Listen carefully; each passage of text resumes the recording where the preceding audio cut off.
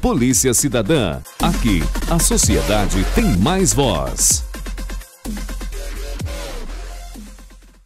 Hoje, no Polícia Cidadã, programa que você assiste e aprende, nós vamos receber o professor Celso Laffer, professor da Universidade de São Paulo, ex-chanceler do nosso país, homem de inteligência e cultura vasta.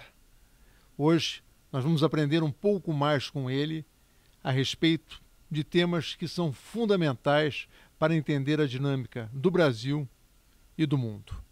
Professor Celso Laffer, é um prazer tê-lo aqui conosco e eu vou começar logo de plano lhe colocando uma pergunta, tendo em vista que o Brasil recentemente aprovou uma lei antiterrorismo.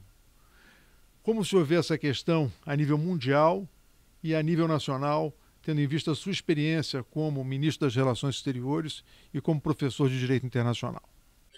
Bom, em primeiro lugar, queria agradecer o seu convite, meu caro amigo Marcelo Itatiba, de participar desse programa e de poder, junto com você, conversar um pouco sobre os grandes temas que estão na nossa pauta e na nossa agenda. Vamos começar pelo terrorismo, que é um grande tema, não? A Constituição brasileira é clara no sentido de configurar como um dos princípios que regem as relações internacionais do Brasil o repúdio ao terrorismo. E também considera o terrorismo um crime inafiançável e imprescritível, o que indica, vamos dizer assim, a visão que teve o Constituinte brasileiro do significado desse delito e da importância dele tratar. Bom, nós não tivemos até agora uma legislação no plano interno tipificando o crime de terrorismo. Tivemos várias convenções internacionais das quais o Brasil participa.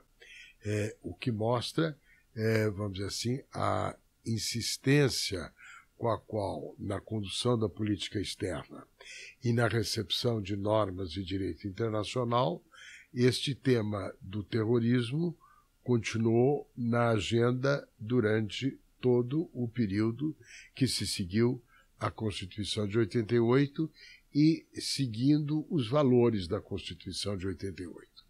Eu me lembro que eu escrevi um artigo que foi publicado na época sobre a Cúpula de Madrid e o terrorismo, em que eu discutia nesta reunião do Clube de Madrid, que foi uma iniciativa presidida pelo presidente Fernando Henrique Cardoso, sobre o tema do terrorismo. E aí eu mencionava que foi nesta conferência que o Kofi Annan apresentou a sua visão da importância de uma lei que tratasse também no plano interno do terrorismo, além de uma definição específica sobre o terrorismo.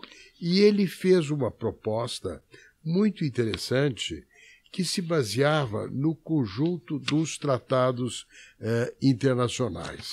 E esta definição dizia o seguinte: todo ato que obedeça à intenção de causar a morte ou graves danos corporais a civis não combatentes, com o objetivo de intimidar uma população ou obrigar um governo ou uma organização internacional a realizar ou abster-se de realizar um ato.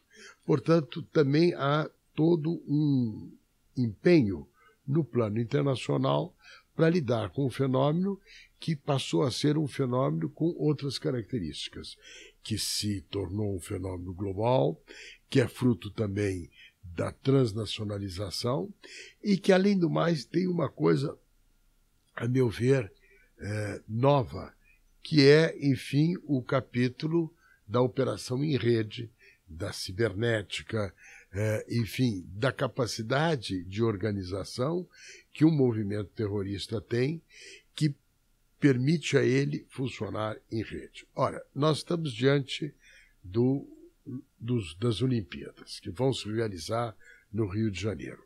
Ainda que o Brasil, felizmente, não tenha sido, vamos dizer assim, um país objeto de atos terroristas, um jogo olímpico, os Jogos Olímpicos, são um convite para que tais ou quais movimentos terroristas se valham deste palco, não para uma atividade terrorista, como já se valeram em outras Olimpíadas. Lembro, claro, a de Munique.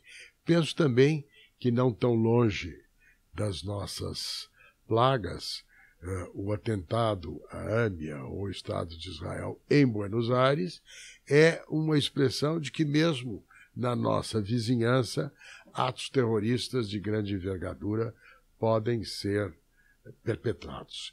Então, acho que a aprovação pelo Legislativo, por uma iniciativa até do Poder Executivo, de uma legislação nessa matéria é fundamental. E ela dará às instâncias do Estado brasileiro, à polícia, aos órgãos de inteligência, ao Judiciário, ao Ministério Público, condições de lidar com uma das grandes ameaças que afetam a paz e a segurança internacional e também a tranquilidade dos indivíduos, porque justamente o objetivo do terrorismo é provocar o medo, é gerar a ubiquidade do medo, é gerar um medo que não tenha nenhuma maneira de ser administrado em termos de preocupação, porque a violência é descontínua, atinge as pessoas e não há como enfrentar isto a não ser por uma boa estrutura jurídica e os órgãos do Estado atuando eficientemente nesta matéria. Eu recentemente escrevi um artigo no jornal o Globo em que eu defendi uma posição do Departamento de Polícia Federal, tendo em vista que será a Polícia Federal a responsável pela investigação, né, dos atentados terroristas, onde eu defendia exatamente que era preciso criminalizar os atos preparatórios, né, porque sem isso, né, a polícia não tem instrumentos para agir dentro da legalidade, para evitar esse tipo de atentado.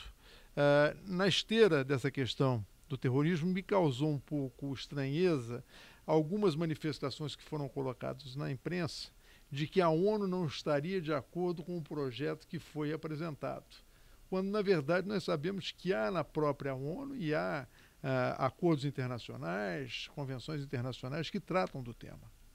Olha, eu acho que a sua colocação é perfeita.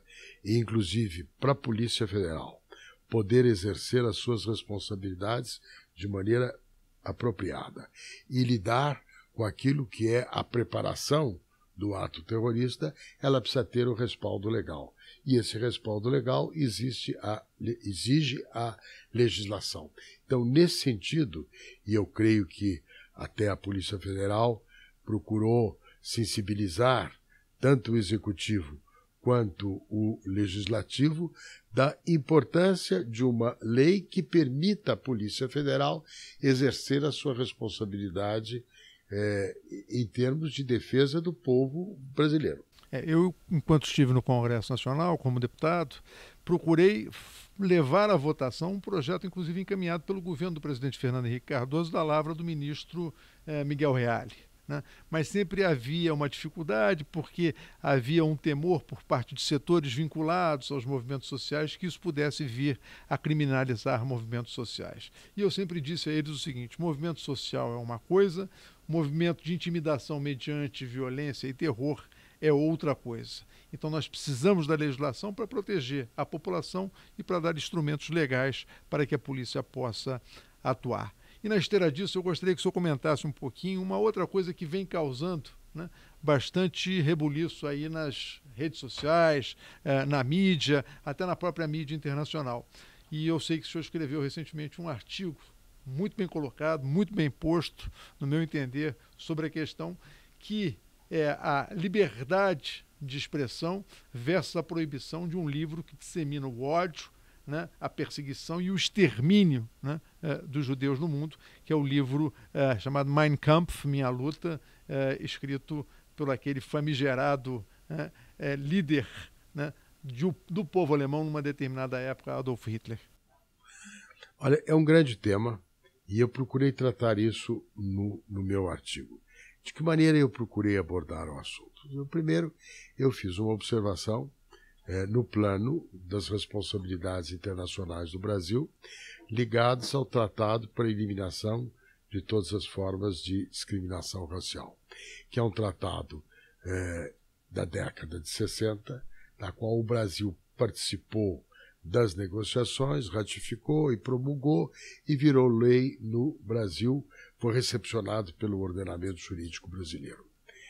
E, no meu entender, tem hierarquia constitucional porque a Constituição de 88 recepcionou tratados de direitos humanos que antecedem a Constituição de 88, que é o caso desse grande tratado. E ele diz que os Estados partes se comprometem a condenar toda apologia ou propaganda de ódio racial, de discriminação, de perseguição e também de considerar como um delito a propagação disso através dos meios de comunicação social, de livros e assim sucessivamente. Não é muito diferente a posição tanto do Pacto de Direitos Civis e Políticos quanto do Pacto de São José, que nós conversaremos mais adiante.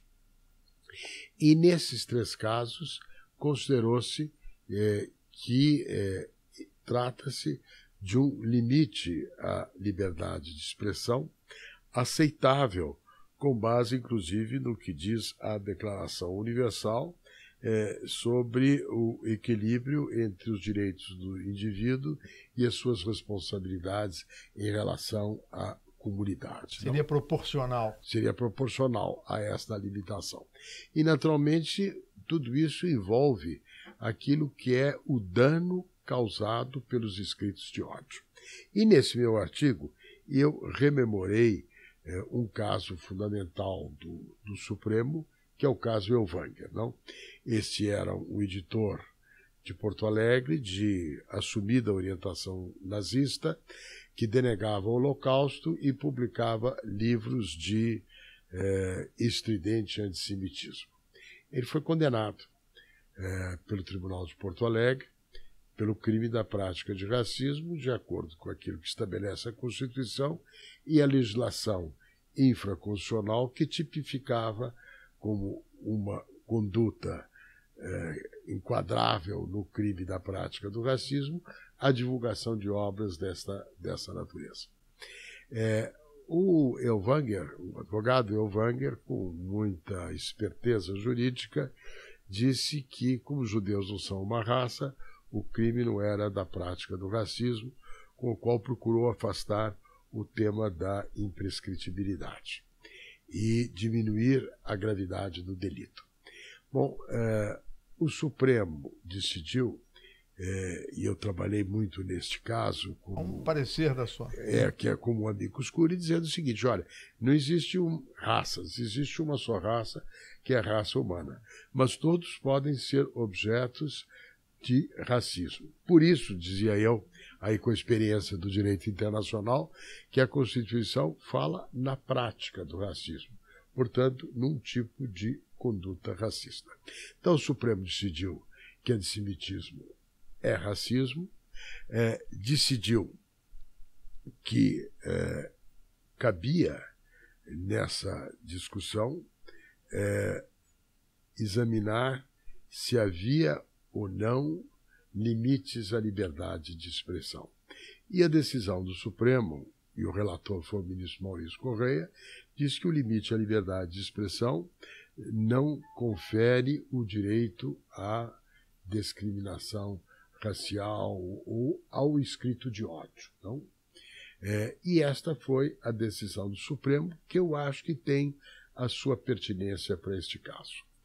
E eu procurei destacar no artigo que não se trata do tema da liberdade de expressão, tal como o Supremo resolveu no caso das biografias, como no caso da lei de imprensa, valendo-me daquilo que os juristas americanos gostam, que é o distinguishing, não?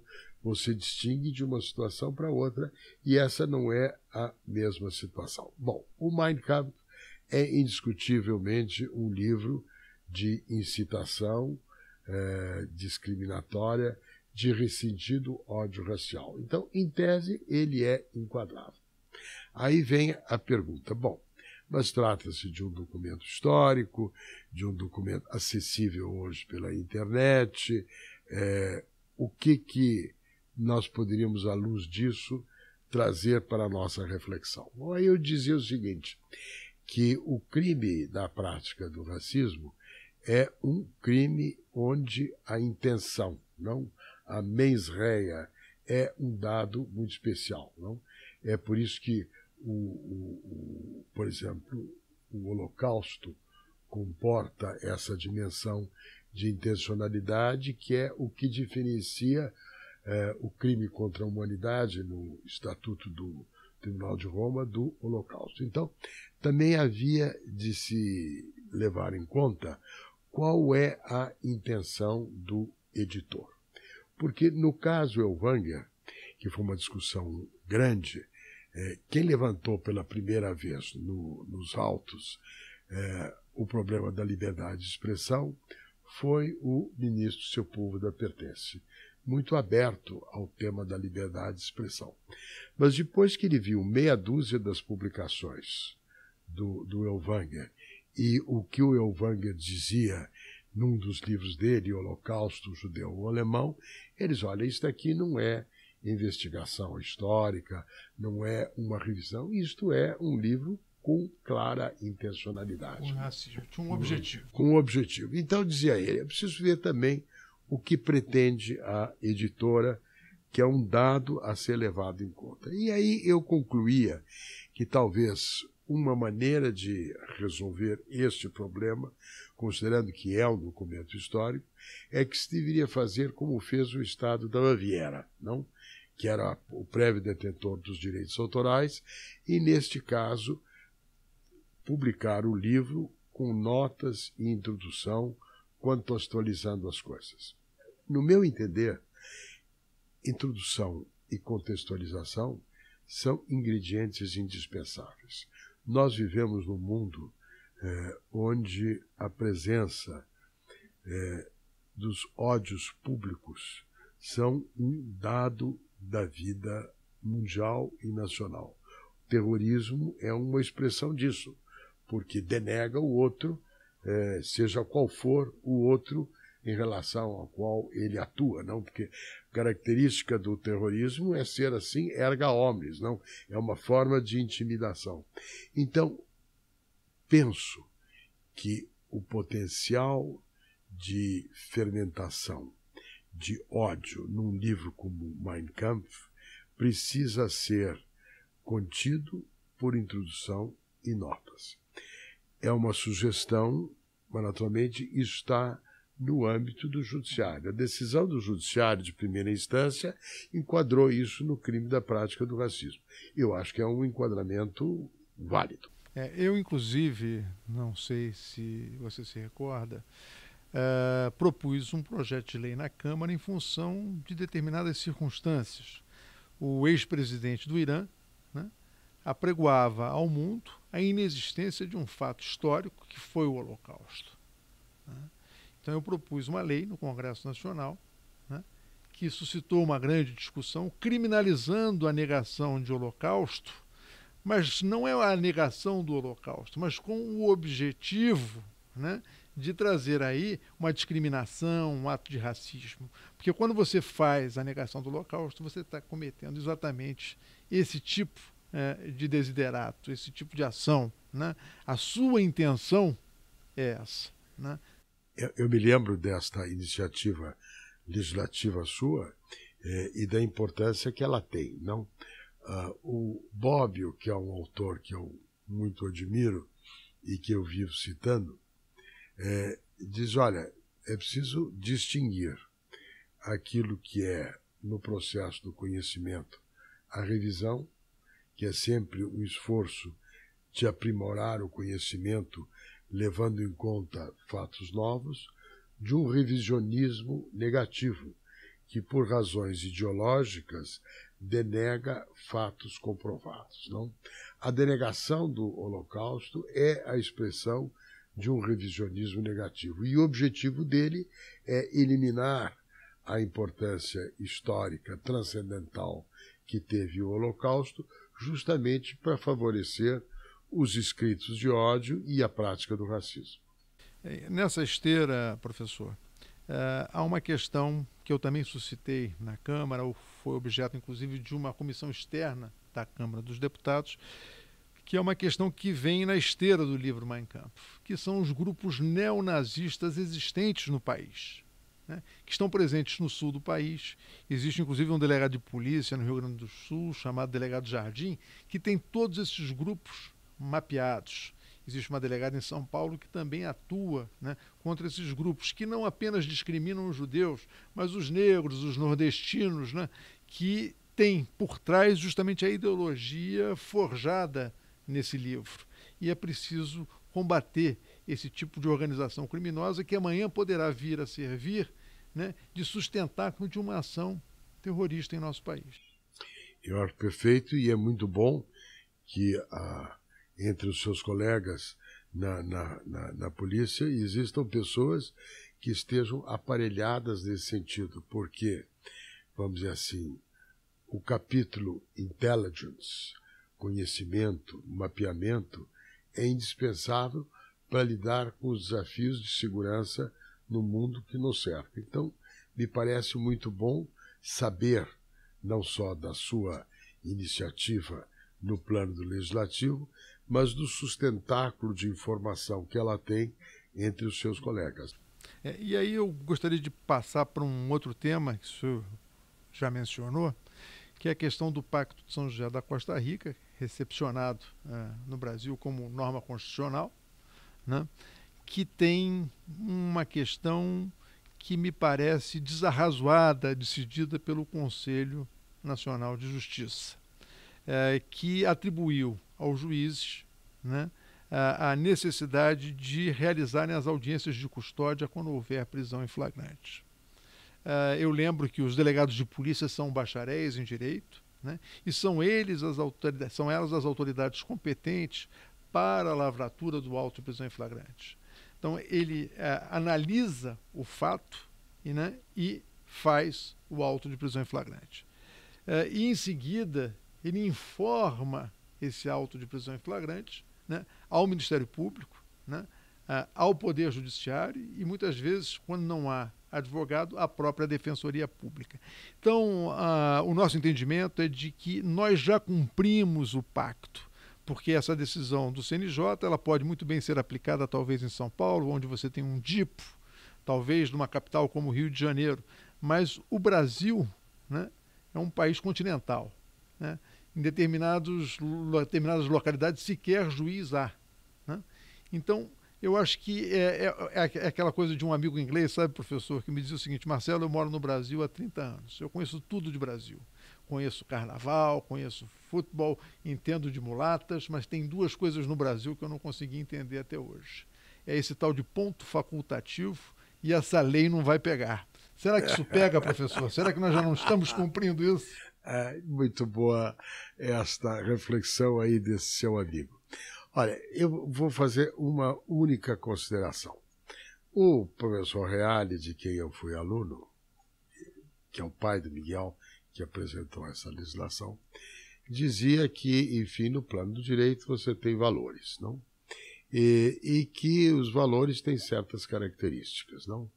E ele apontava, além da importância atribuída a tal ou qual valor, e no caso do direito o valor por excelência é o da justiça, ele apontava dois componentes do valor. De um lado, a noção de realizabilidade, e de outro, a relação de inexauribilidade, não? A realizabilidade é, enfim, a dimensão do suporte que uma norma precisa ter na realidade que a circunda para se tornar efetiva, não?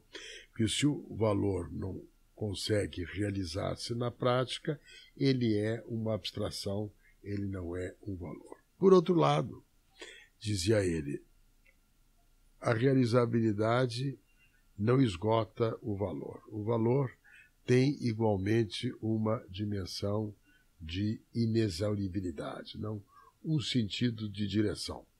Você sempre pode ter mais justiça, você pode ter mais amizade, mais compreensão, mais conhecimento, etc. E tal. Este caso é um caso em que, evidentemente, há uma interação entre realizabilidade e inexauribilidade. O argumento que você me apresentou é um argumento que se coloca no plano da realizabilidade. Enfim, a polícia está habilitada a assegurar que as garantias judiciais, que é disso que trata nesse artigo a Convenção, estão apropriadamente atendidas. Não? Acho que o CNJ e também todos os defensores na área de direitos humanos apontam para a sua inexauribilidade e para o seu aprimoramento. E vem na possibilidade dessa audiência uma forma de aprimorar. Quando eu estava em Genebra, como embaixador do Brasil, e lidava com a Comissão de Direitos Humanos, e naturalmente lidava com as ONGs e com as ONGs e com os estados. Não todo mundo lá participava dessa discussão. Aí eu dizia o seguinte, olha, a ONG vai sempre advogar pela inexauribilidade. Quem está no exercício de uma função pública vai apontar o capítulo da realizabilidade. E eu, no momento, dizia, estou como embaixador, então o meu tema é a realizabilidade. Enfim, é um pouco a reflexão que eu faria, de natureza mais geral, sobre esse grande tema. Professor, para encerrar, que eu sei que o seu tempo é muito valioso, eu gostaria de ouvir um pouco da sua experiência a respeito de uma questão que, inclusive, foi meu tema de dissertação, de tese, no Canadian Police College, quando eu fiz o curso superior de polícia, que eram os adidos policiais. Né? Tendo em vista que o crime é transnacional e quanto mais integração entre as polícias houver, melhor se combaterá o crime. E a Polícia Federal, desde o governo Fernando Henrique Cardoso, começou a ocupar esse espaço. Primeiro na América Latina, hoje na Europa, na América do Norte, nós temos a presença de delegados de polícia como adidos policiais. Como o senhor, com a experiência de ministro das Relações Exteriores, vê isso que nós consideramos um avanço no combate ao crime? Bom, eu vejo muito positivamente, não? Evidentemente, no mundo globalizado, mais ainda do que no passado, a cooperação internacional entre as instâncias policiais dos diversos países é indispensável, não? Inclusive porque os delitos hoje vão além da sua dimensão de territorialidade, não? Drogas, terrorismo, tráfico de armas, crimes cibernéticos, não? Que tem tanta... Não adianta você discutir todo o tema cibernético baseado apenas num território. Então, eu acho que é um dado fundamental, não? E é claro que nesta era digital e de redes, é preciso também fazer com que esta cooperação seja uma expressão frutífera da rede. E eu sempre digo o seguinte, professor, todo mundo fala, nós estamos na era da informática, nós temos condições de falar com qualquer pessoa do mundo através de um telefone celular. Por que, por exemplo, ainda temos embaixadores designados em alguns países? Por que ter adidos policiais? Porque não há nada melhor do que o olho no olho, conquistar a confiança, para que a gente possa fazer um trabalho melhor pelo nosso país. Eu gostaria de franquear os microfones para que você possa fazer as suas considerações finais e agradecer, em nome dos delegados da Polícia Federal, né, a oportunidade que nos deu de prestar essa entrevista fantástica que muitos ensinamentos nos trouxe. Eu tive muita satisfação de participar, de revê-lo mais uma vez num curto espaço de tempo para compartilhar preocupações e refletir sobre temas do nosso interesse e do interesse do nosso país. Muito obrigado. Obrigado, professor. Obrigado.